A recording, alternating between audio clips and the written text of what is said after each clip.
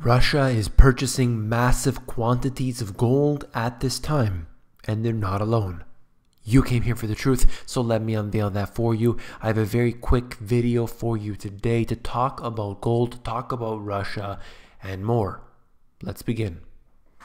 Russian addition subtractions to the gold reserves from 97 to 2017, and you can see that it is very clear that as of late they have been adding to their positions. They have been doing so in quite substantial numbers. In fact, when you look at it compared to other countries, Russia has definitely been at the top of their game here at this time, getting a lot of gold. What they are going to do with that in the future, we'll have to see, but they have definitely been adding to their portfolio. Their currency has suffered against the US dollar over time, and they have been buying gold throughout these years. It's something very interesting to take note of. Again, they're not alone. You've seen China do the same thing, other countries as well. Gold reserves by country, the top 10.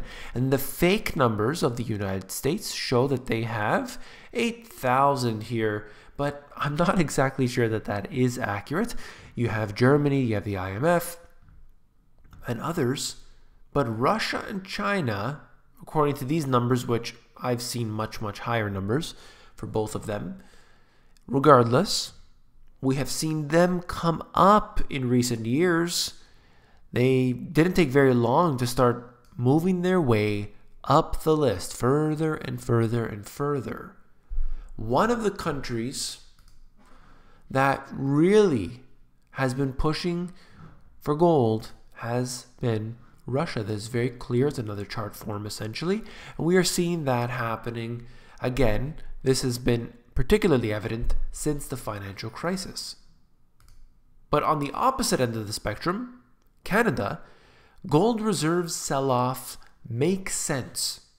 According to these so-called experts, having a lump of metal sitting in a vault is not productive. What you should do is invest in bonds and stocks. That's what they believe. Whether or not you agree, it doesn't matter. But essentially, some countries are selling it all, or they're leasing it out and not telling anybody. And then you have other countries that are buying up as much as they can get their hands on month after month after month and making that information public. So it's interesting, again, to say the least. I want to know what's going to happen over the next few years to track this progress and see how they deal with it. Will this be what many people have predicted in a backing of a currency? I don't think so, at least not for the time being. I think maybe the IMF will suggest that they could somehow back their next super currency with a portion of gold and other different types of assets and have a huge basket of different things. Maybe they'll try that. But ultimately, there just isn't a price that they will put gold at, which will revalue and make all these people who are gold owners today rich. They don't want to do that. They want to keep the price subdued and ultimately have full control over this asset. They've been manipulating the price for so long. All assets have been rising. Somehow, gold and silver have remained down. You should at least think that with all of the money flowing out there and the fact that physical metals have been consistently being purchased over the years, that at least it would go up a little bit. But it hasn't been. And we know that. We know that there is manipulation. We know that the Federal Reserve admits that they short volatility. We know that there have been all these sort of back alley ways that they have been manipulating interest rates and stocks and everything else. We know that.